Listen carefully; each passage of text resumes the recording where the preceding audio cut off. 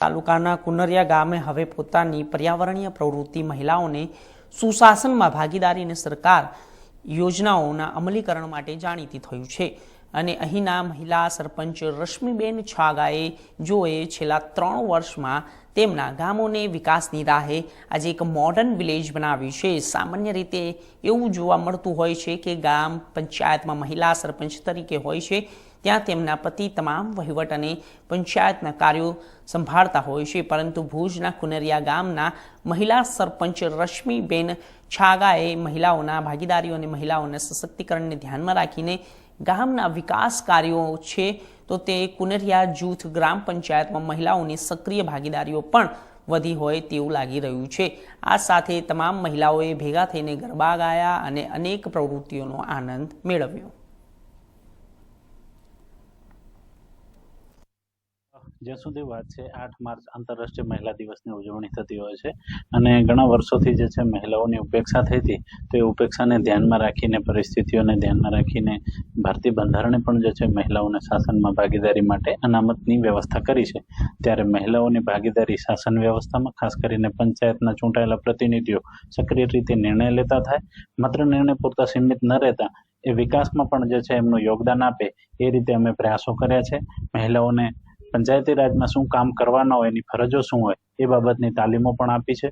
આપ સૌ જાણો છો એમ બાલિકા પંચાયતની રચનાના માધ્યમથી કિશોરીઓ પણ શાસન વ્યવસ્થામાં આવી છે અને બાળકોના, કિશોરીઓના, મહિલાઓના જે કોઈ પ્રશ્નો છે, આરોગ્યના હોય, એમની રોજગારીના હોય, એમના શિક્ષણના હોય, એમના મનોરંજનના હોય, એ તમામ પ્રશ્નોનું સમાધાન પંચાયતના માધ્યમથી થાય એવા પ્રયાસો અમે કરી રહ્યા છીએ। ગત વર્ષની જો વાત કરીએ તો મહિલાઓના કેસમાં જે છે એ મનરેગાના માધ્યમથી લગભગ 5 કરોડથી વધુના કામો જે છે એ મનરેગાના માધ્યમથી થયા છે અને તમામ જે છે પૈસા એમનું વળતર છે એ બહેનોના ખાતામાં ગયું છે, એટલે બહેનો જે છે આર્થિક સશક્ત થયા છે। આર્થિક સશક્ત થવાના કારણે જે છે એમની નિર્ભરતા જે છે પરિવાર ઉપરનું જે એમનું ભારણ છે એ ઘટ્યું છે અને એના કારણે જે છે બહેનોની પરચેસ ક્ષમતામાં જે છે વધારો થયો છે। એટલે આ રીતે આર્થિક સશક્ત, સામાજિક અને રાજકીય રીતે પણ સશક્ત થઈ રહી છે મહિલાઓ। ત્યારે આજના દિવસે જે છે મહિલા દિવસની સાચી